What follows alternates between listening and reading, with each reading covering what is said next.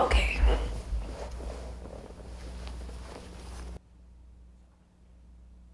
This is Cynthia, take one, marker.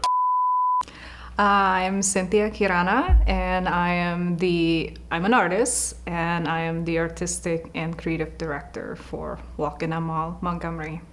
I am from Jakarta, Indonesia. I left Indonesia when I was 12. At the time, Suharto lost power, and there was a lot of turmoil and riots in the country. So my family lost everything. Very traumatic experience now that I think about it. but yeah, so I came to the US and arrived in Montgomery because that was where my dad was at the time. He left the country first. And so I couldn't really speak English. I was lucky enough that the counselor at my school took an interest in me and asked me what I love to do, and I always love to draw. That's what I do all day long. Read my books and then draw my cartoons when I was in Indonesia. I'm still making art. I'm able to speak English now, barely. but yes, so that's my background. Hey, I'm Madeline Lambert. I'm the Associate Artistic Director at Alabama Shakespeare Festival, and specifically on this project, I'm working on logistics and production.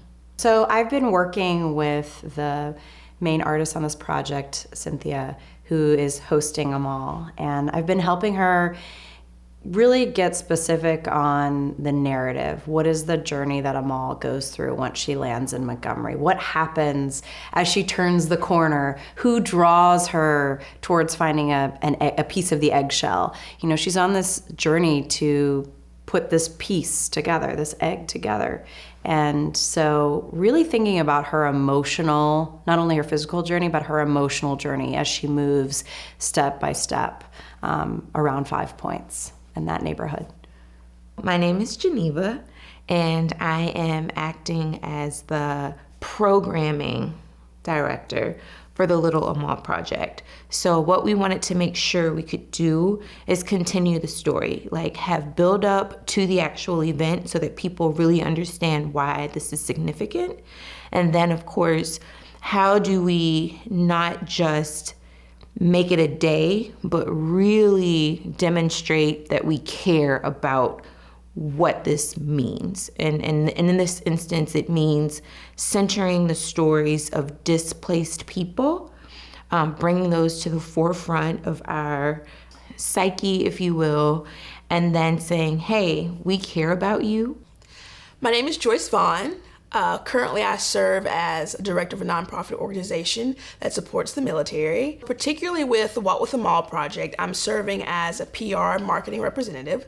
So I have the pleasure of writing press releases, communicating with local media, making some posts, and supporting some events that we have on pre and post for the Walk with Amal project. But basically, it's just helping get the word out about this project and getting people to attend and be a part and tell the story and get engaged. She will be traveling to 36 cities now across the US, and each cities will have different partners and creative directors and artistic directors.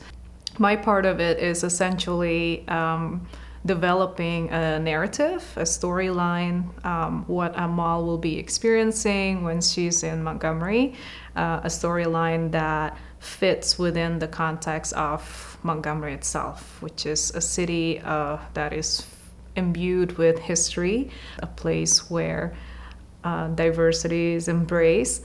And so, figuring out where the starting point of a project that is true to my own story and at the same time could lift other stories that are in the community. That's what I'm trying to present in this case. I was a former child refugee, and I think that's where we connect in that sense. And so, thinking back of my childhood, I was interested in what are the things that we can bring what are the things that are left behind as a refugee, as an immigrant. And when I left my country, I was only able to bring one suitcase, one suitcase with the essentials. So I love collecting. I couldn't bring my books, I couldn't bring my trinkets, I couldn't bring my stickers, I couldn't bring all the items that define who I am. And so, you're going and arriving in the new countries, you don't really have your identity. You don't have your family, you don't have your friends, you don't have your language. And so essentially you're sort of like this broken shells. You're an empty shells, right? You're empty and you're in this new place and you're wanting to be filled again. You're wanting to be whole again. And how do you do that? So thinking about that, that's where the idea comes about, is this Amal will come to the city and she has this broken shell with her and she's trying to put the pieces back together. The story is mostly a story of hope, because throughout my time in the States, I've met interesting people that helped me get to where I am. So all these broken pieces are being put back together. They're not perfect. No experiences are perfect, I suppose, but eventually they become whole again. And so that's the whole point of the creative idea behind the project. I think it brings people together. I think the dream is that people look at the person next to them and want to know more about their narrative and know more about their story, and want to ask their neighbors, hey, tell me about where you're from. What do you believe in? What lights you up? What brings you joy? One of the things I think Amal does is she invites us to have radical empathy. She's a child, and how can you not be empathetic to who she is and the journey that she's on? And I hope that cracks everyone open a little bit, and makes us a little bit softer and a little bit kinder, because it can be hard, and I think we all need to be a little bit more cracked open. I didn't realize just now that I like the cracking open and the metaphor with the egg, but that kind of all ties together really nicely. Yeah. I like that. Yeah, thanks. You kind of have to be whole, break a little bit. You have to be a little soft. I hope people show their little underbellies a little bit more after they interact with Amal. Maybe we're all a little bit nicer to each other. Personally, the Walk with Amal project, it means for Montgomery and myself another opportunity to engage with an international story. We know that Montgomery, Alabama has deep significance on an international stage. So for me personally, it's just cool to see my city connected with something else that's bigger than itself. So it means engagement with a larger story and also giving our city another opportunity to be put in the forefront. So often I think the story of Montgomery is black and white, but we're more than that. We're so much more than that. We have such a huge demographic of just unique people, and we don't really know who they are, how they got here, and if we really are interested in moving to the next chapter of what this place can be, then it's imperative that we know who makes up the city, and that we create space for them, and that we allow them to feel at home. We're very diverse in Montgomery, and not many people know that.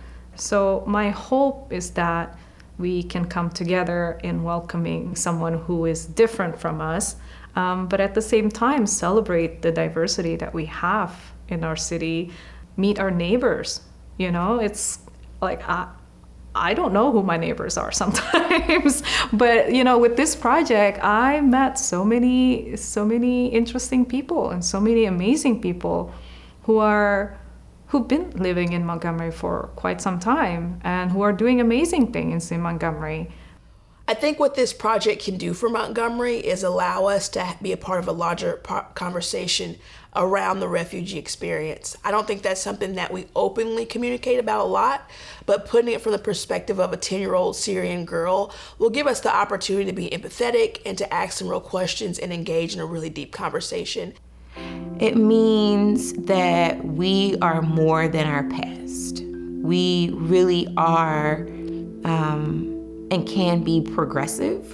I don't know, just so many creatives in the city, so many people who have a heart for community. And so often, I don't think that those stories get the attention that they deserve. Like, there's just a laser focus on a lot of the negativity and not enough of the love that I believe we actually have, the joy that people have, and just the individuals who are genuinely working to create a different image of this place. And I'm very anxious for people to know these stories, the good things that are happening in Montgomery, to say we don't have to stay stuck. We really can move to something else. Like, we honor the past, but we are trailblazing towards the future. That's important. But I didn't really think of the breadth and the depth that this artistic project could do to our city, which is bringing people together. And that's always been one of the goal of mine. You know, as an artist, I make paintings, I make drawings, I make installations, but since living in Montgomery, I see art in a different light. I see art as a vehicle to speak to people. I see art as a vehicle to connect to people and bring people together. I cried. Yup, I cried.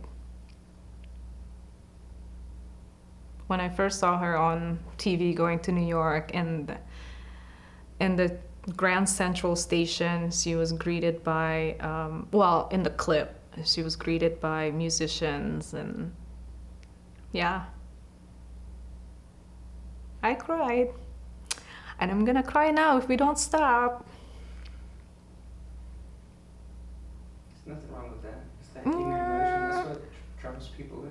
Yeah, but crying on camera though, you know. It's a message of hope, it's a message of resilience, it's a message of persistence, it's a message of not being afraid to confront harsh realities, but also realizing that the spirit and the energy that you bring towards overcoming is best anchored with community. And many people have faced many dark days that were not in their control, but how do you get to move forward one foot after the other and dream of a better possibility to just have a better life and live a normal day-to-day existence? And that's what many people around the world want. They want shelter, they want love, they want hope, they want freedom. And in sinking into people's stories, honestly, that is the pathway to restorative justice, because everyone at the end of the day wants to be seen, heard, understood, and have that same reverence and dignity reflected. Thank you for caring, and that's the goal of the project, is to just move people to feel. So. All right, thank you so much. I feel like Montgomery is a place in the whole world that is known for what I call social action and social justice. And I think we are a good center point to have those conversations, to have us really acknowledge that, again, everybody just wants to feel welcome and be in a place that they love to live and not have to feel like they have to fight all the time. What I think this message represents is if you're a refugee, that means you can't go home to where you're from. So you have to make a new home. I feel like this message of Little Amal brings an opportunity to really, again, have a new place to call home and make it your own.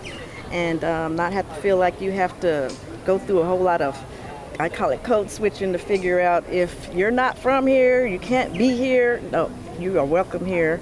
And again, Montgomery is a place where people can really have those conversations and make a community of a lot of different people in multiple cultures.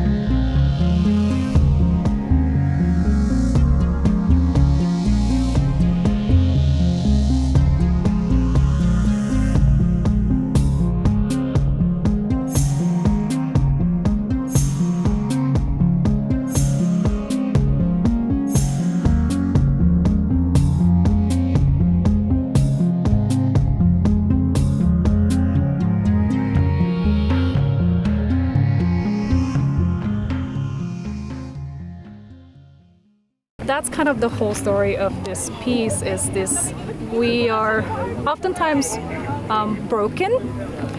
There's all these parts and pieces of ourselves from maybe past experience, and we're trying to heal. So it's a story of healing. It's a story of community. It's a story of togetherness. It's a story of welcoming one another. Hope is such a simple word, but it's also such a powerful word. And oftentimes I think we use it quite a lot without thinking about it, you know, but it's very powerful. And that's, for me, it's all about hope. Because without hope, then there's no action. Without hope, there's no will, you know, so we need to have that hope.